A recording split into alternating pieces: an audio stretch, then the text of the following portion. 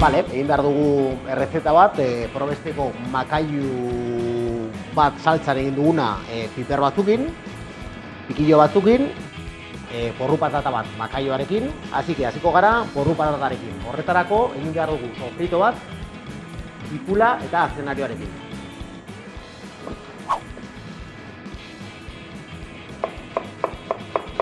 Moztuko dugu tipula eta azenarioa.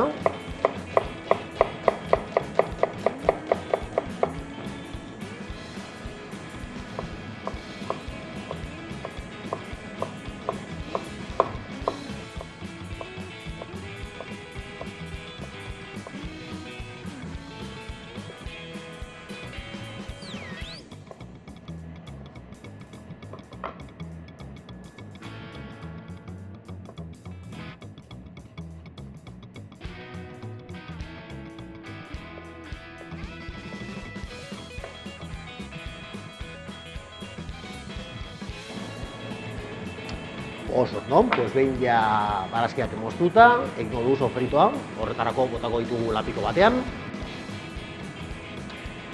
Botako dugu olioa, lehenengo.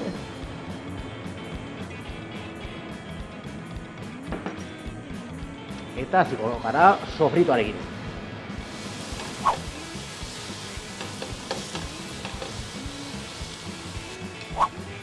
Jarraituko dugu porruarekin, horretarako zuritu behar dira porruak. Eta moztu olako pusketetan, bale?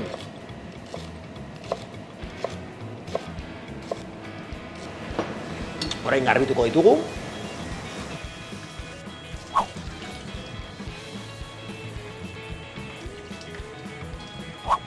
Moztuko dugu ere bai patata. Patata mozteko, nahi duzuen moduan, normalean ez egitea oso handi, egosteko errazago.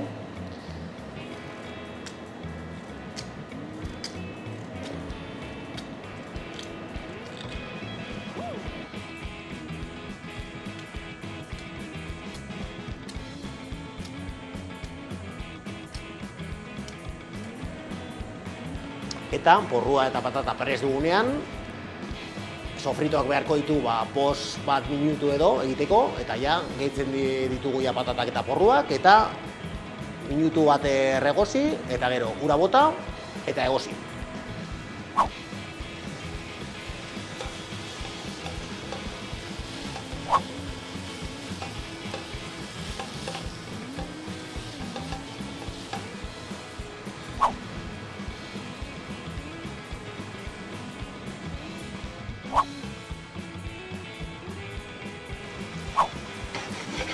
Botako diote ura.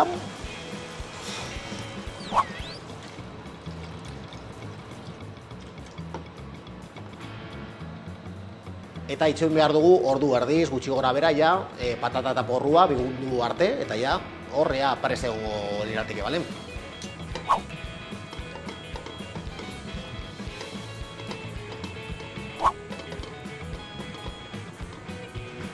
Oso ondo, porru patata ja dakagu ia prest, eta gehitu behar zaio makailua. Makailua prest dagonez, egina dagonez, egin behar den gauza bakarra da hautsi bizkat, eta laskak atera, eta botako diot ere bai, hemen agertu den, edo atera den ura, zeren da makailuaren ura, eta horrek zapore asko emango dio platerari.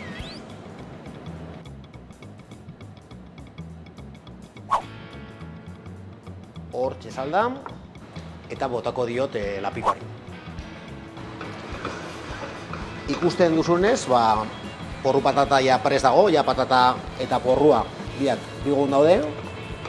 Patatak loditu dugu salda, eta ja, falta den gauza bakarra da makailoa botatzea.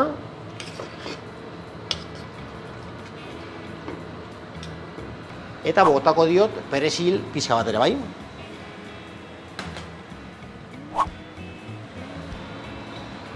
Bueno, gure porru patata makailoarekin prest dago, eta falta seguna da, enplatatzea bakarrik. Hartuko dugu platertxo bat. lapikoa. Eta jarriko dugu plater bat.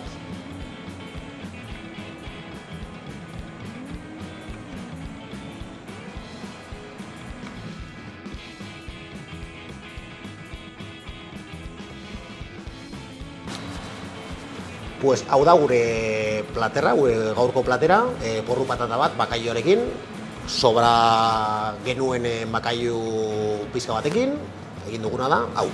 Espero dut zuen gustoko izatea.